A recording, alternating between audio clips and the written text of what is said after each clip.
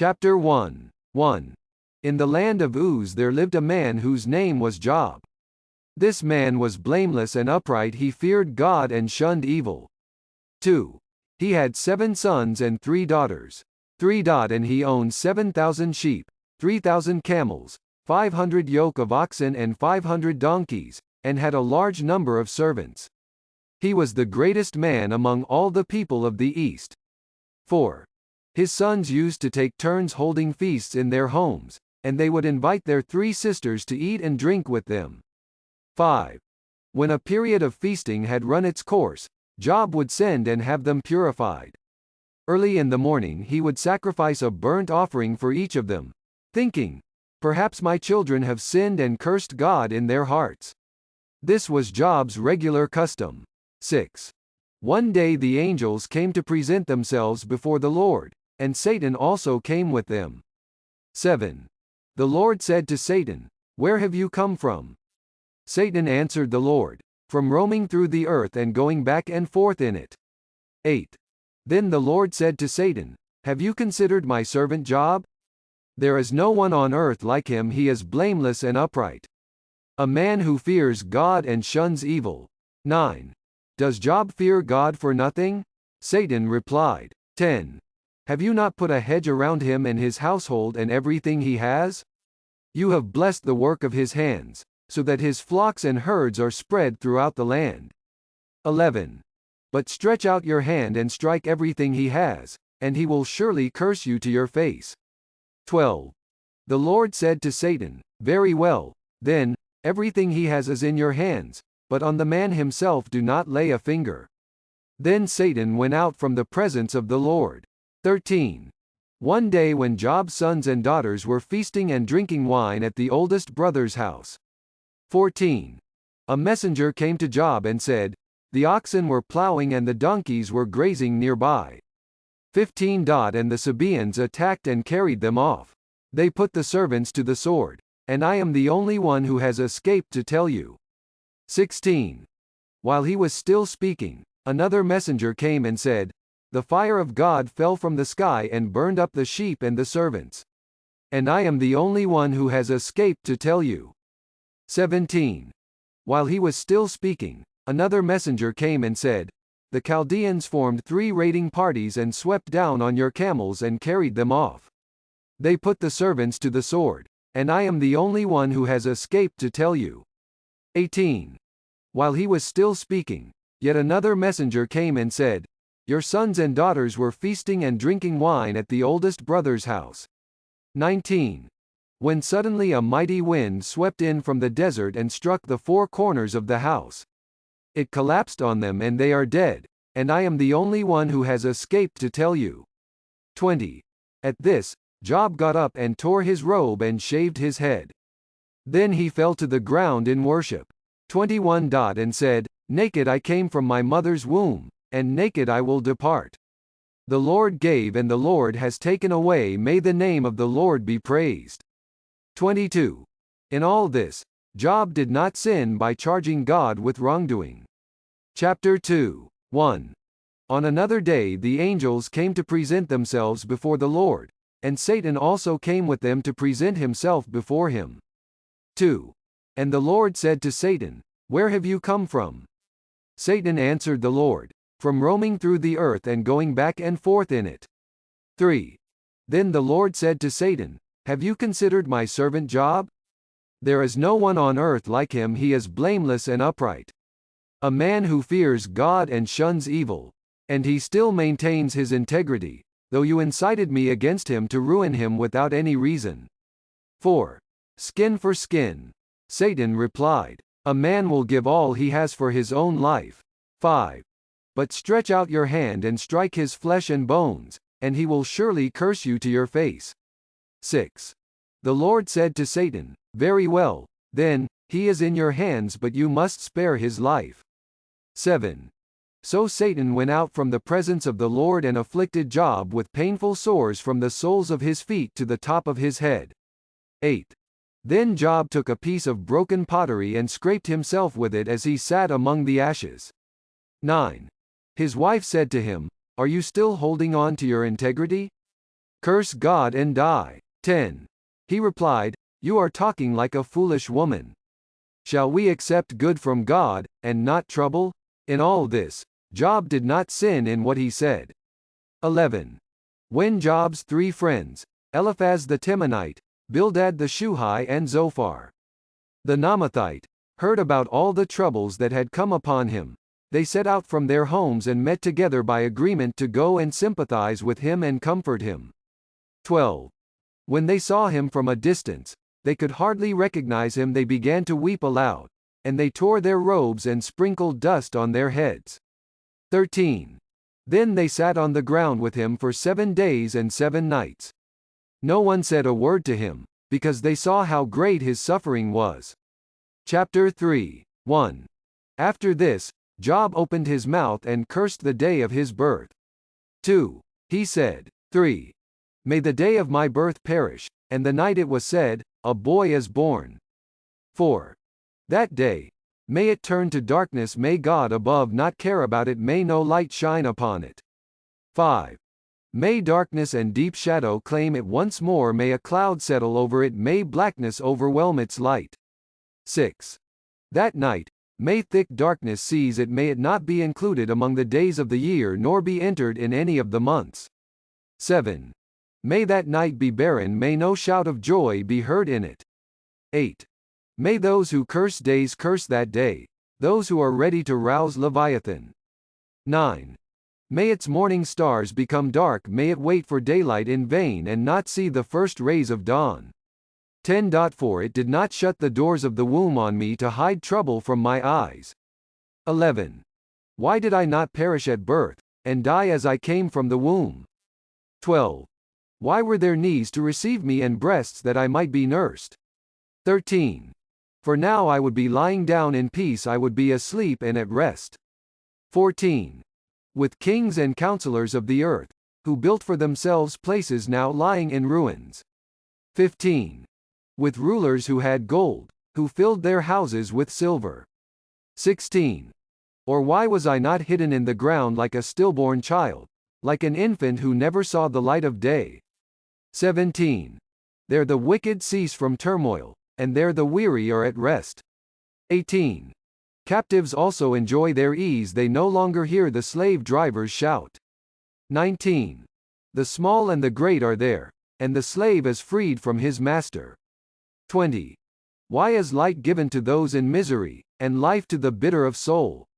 21. To those who long for death that does not come, who search for it more than for hidden treasure. 22. Who are filled with gladness and rejoice when they reach the grave. 23. Why is life given to a man whose way is hidden, whom God has hedged in? 24. For sighing comes to me instead of food, my groans pour out like water. 25. What I feared has come upon me, what I dreaded has happened to me. 26. I have no peace, no quietness, I have no rest, but only turmoil. Chapter 4. 1. Then Eliphaz the Temanite replied. 2. If someone ventures a word with you, will you be impatient? But who can keep from speaking? 3. Think how you have instructed many, how you have strengthened feeble hands. 4. Your words have supported those who stumbled, you have strengthened faltering knees. 5. But now trouble comes to you, and you are discouraged, it strikes you, and you are dismayed. 6. Should not your piety be your confidence and your blameless ways your hope? 7. Consider now who, being innocent, has ever perished. Where were the upright ever destroyed? 8. As I have observed, those who plow evil and those who sow trouble reap it. 9. At the breath of God they are destroyed, at the blast of his anger they perish. 10. The lions may roar and growl, yet the teeth of the great lions are broken. 11. The lion perishes for lack of prey, and the cubs of the lioness are scattered. 12. A word was secretly brought to me, my ears caught a whisper of it. 13. Amid disquieting dreams in the night, when deep sleep falls on men. 14. Fear and trembling seized me and made all my bones shake. 15. A spirit glided past my face, and the hair on my body stood on end. 16. It stopped, but I could not tell what it was. A form stood before my eyes, and I heard a hushed voice. 17. Can a mortal be more righteous than God? Can a man be more pure than his Maker? 18. If God places no trust in his servants, if he charges his angels with error. 19. How much more those who live in houses of clay, whose foundations are in the dust, who are crushed more readily than a moth. 20. Between dawn and dusk they are broken to pieces unnoticed, they perish forever. 21. Are not the cords of their tent pulled up, so that they die without wisdom? Chapter 5. 1. Call if you will, but who will answer you? To which of the holy ones will you turn? 2. Resentment kills a fool, and envy slays the simple. 3. I myself have seen a fool taking root, but suddenly his house was cursed. 4. His children are far from safety, crushed in court without a defender. 5. The hungry consume his harvest, taking it even from among thorns, and the thirsty pant after his wealth. 6. For hardship does not spring from the soil, nor does trouble sprout from the ground. 7. Yet man is born to trouble as surely as sparks fly upward. 8. But if it were I would appeal to God, I would lay my cause before him. 9. He performs wonders that cannot be fathomed, miracles that cannot be counted. 10. He bestows rain on the earth, he sends water upon the countryside. 11. The lowly he sets on high, and those who mourn are lifted to safety. 12. He thwarts the plans of the crafty, so that their hands achieve no success. 13. He catches the wise in their craftiness, and the schemes of the wily are swept away. 14. Darkness comes upon them in the daytime, at noon they grope as in the night. 15. He saves the needy from the sword in their mouth, he saves them from the clutches of the powerful. 16. So the poor have hope, and injustice shuts its mouth. 17. Blessed is the man whom God corrects, so do not despise the discipline of the Almighty. 18. For he wounds, but he also binds up, he injures, but his hands also heal. 19. From 6 calamities he will rescue you, in 7 no harm will befall you. 20. In famine he will ransom you from death, and in battle from the stroke of the sword. 21. You will be protected from the lash of the tongue, and need not fear when destruction comes. 22. You will laugh at destruction and famine, and need not fear the beasts of the earth. 23. For you will have a covenant with the stones of the field, and the wild animals will be at peace with you. 24. You will know that your tent is secure, you will take stock of your property and find nothing missing. 25. You will know that your children will be many, and your descendants like the grass of the earth. 26. You will come to the grave in full vigor, like sheaves gathered in season. 27. We have examined this, and it is true. So hear it and apply it to yourself. Chapter 6. 1. Then Job replied. 2. If only my anguish could be weighed and all my misery be placed on the scales. 3. It would surely outweigh the sand of the seas. No wonder my words have been impetuous. 4. The arrows of the Almighty are in me. My spirit drinks in their poison, God's terrors are marshaled against me. 5. Does a wild donkey bray when it has grass, or an ox bellow when it has fodder? 6. Is tasteless food eaten without salt, or is there flavor in the white of an egg? 7. I refuse to touch it, such food makes me ill. 8. Oh, that I might have my request, that God would grant what I hope for. 9. That God would be willing to crush me, to let loose his hand and cut me off. 10.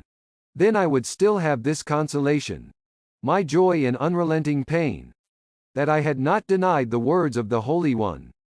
11. What strength do I have, that I should still hope? What prospects, that I should be patient? 12. Do I have the strength of stone? Is my flesh bronze? 13. Do I have any power to help myself, now that success has been driven from me? 14. A despairing man should have the devotion of his friends, even though he forsakes the fear of the Almighty. 15. But my brothers are as undependable as intermittent streams, as the streams that overflow. 16. When darkened by thawing ice and swollen with melting snow. 17. But that cease to flow in the dry season, and in the heat vanish from their channels. 18. Caravans turn aside from their routes, they go up into the wasteland and perish. 19. The caravans of Tema look for water, the traveling merchants of Sheba look in hope. 20. They are distressed, because they had been confident they arrived there, only to be disappointed. 21. Now you too have proved to be of no help, you see something dreadful and are afraid. 22. Have I ever said, give something on my behalf, pay a ransom for me from your wealth? 23. Deliver me from the hand of the enemy, ransom me from the clutches of the ruthless? 24. Teach me, and I will be quiet, show me where I have been wrong. 25. How painful are honest words! But what do your arguments prove? 26. Do you mean to correct what I say, and treat the words of a despairing man as wind? 27. You would even cast lots for the fatherless and barter away your friend. 28. But now be so kind as to look at me. Would I lie to your face? 29. Relent, do not be unjust, reconsider, for my integrity is at stake. 30. Is there any wickedness on my lips? Can my mouth not discern malice? Chapter 7. 1. Does not man have hard service on earth? Are not his days like those of a hired man? 2. Like a slave longing for the evening shadows, or a hired man waiting eagerly for his wages. 3. So I have been allotted months of futility, and nights of misery have been assigned to me. 4. When I lie down I think, how long before I get up? The night drags on, and I toss till dawn. 5. My body is clothed with worms and scabs, my skin is broken and festering. 6. My days are swifter than a weaver's shuttle, and they come to an end without hope. 7. Remember, O God, that my life is but a breath, my eyes will never see happiness again. 8. The eye that now sees me will see me no longer, you will look for me, but I will be no more. 9. As a cloud vanishes and is gone, so he who goes down to the grave does not return. 10. He will never come to his house again, his place will know him no more. 11. Therefore I will not keep silent, I will speak out in the anguish of my spirit, I will complain in the bitterness of my soul. 12. Am I the sea, or the monster of the deep, that you put me under guard? 13. When I think my bed will comfort me and my couch will ease my complaint. 14. Even then you frighten me with dreams and terrify me with visions. 15. So that I prefer strangling and death, rather than this body of mine. 16. I despise my life, I would not live forever. Let me alone, my days have no meaning. 17. What is man that you make so much of him, that you give him so much attention? 18. That you examine him every morning and test him every moment? 19. Will you never look away from me, or let me alone even for an instant? 20. If I have sinned, what have I done to you, O watcher of men? Why have you made me your target? Have I become a burden to you? 21. Why do you not pardon my offenses and forgive my sins? For I will soon lie down in the dust, you will search for me, but I will be no more. Chapter 8. 1. Then Bildad the Shuhite replied. 2. How long will you say such things? Your words are a blustering wind. 3. Does God pervert justice? Does the Almighty pervert what is right? 4. When your children sinned against him, he gave them over to the penalty of their sin. 5. But if you will look to God and plead with the Almighty. 6. If you are pure and upright, even now he will rouse himself on your behalf and restore you to your rightful place. 7. Your beginnings will seem humble, so prosperous will your future be. 8. Ask the former generations and find out what their fathers learned. 9. For we were born only yesterday and know nothing, and our days on earth are but a shadow. 10. Will they not instruct you and tell you? Will they not bring forth words from their understanding? 11. Can papyrus grow tall where there is no marsh? Can reeds thrive without water? 12. While still growing and uncut, they wither more quickly than grass. 13.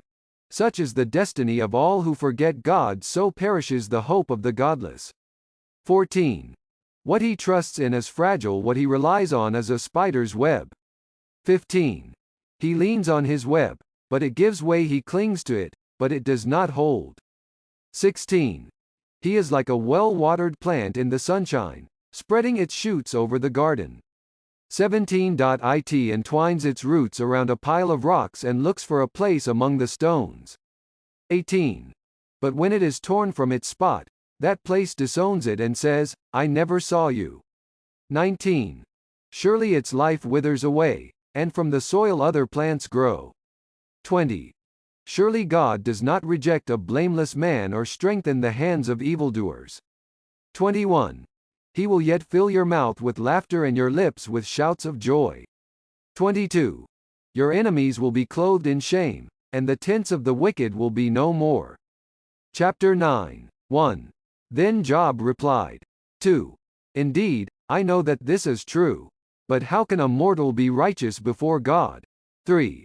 Though one wished to dispute with him, he could not answer him 1 time out of 1,000. 4. His wisdom is profound, his power is vast.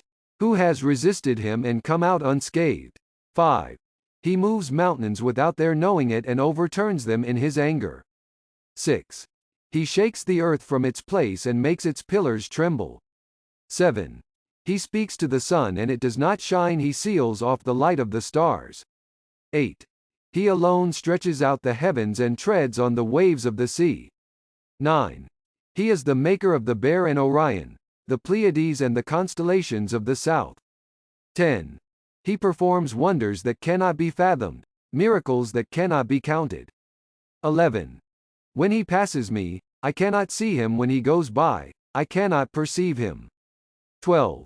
If he snatches away, who can stop him? Who can say to him, what are you doing? 13. God does not restrain his anger, even the cohorts of Rahab cowered at his feet. 14. How then can I dispute with him? How can I find words to argue with him? 15. Though I were innocent, I could not answer him, I could only plead with my judge for mercy. 16. Even if I summoned him and he responded, I do not believe he would give me a hearing. 17. He would crush me with a storm and multiply my wounds for no reason. 18. He would not let me regain my breath but would overwhelm me with misery. 19. If it is a matter of strength, he is mighty. And if it is a matter of justice, who will summon him? 20. Even if I were innocent, my mouth would condemn me, if I were blameless, it would pronounce me guilty. 21.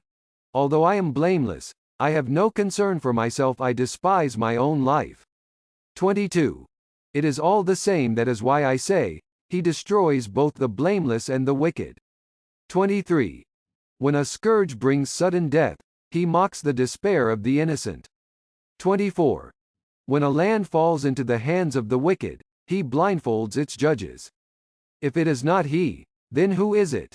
25. My days are swifter than a runner, they fly away without a glimpse of joy. 26. They skim past like boats of papyrus, like eagles swooping down on their prey. 27. If I say, I will forget my complaint, I will change my expression, and smile. 28. I still dread all my sufferings, for I know you will not hold me innocent. 29. Since I am already found guilty, why should I struggle in vain? 30. Even if I washed myself with soap and my hands with washing soda. 31. You would plunge me into a slime pit so that even my clothes would detest me. 32. He is not a man like me that I might answer him, that we might confront each other in court. 33. If only there were someone to arbitrate between us, to lay his hand upon us both. 34. Someone to remove God's rod from me, so that his terror would frighten me no more. 35. Then I would speak up without fear of him, but as it now stands with me, I cannot.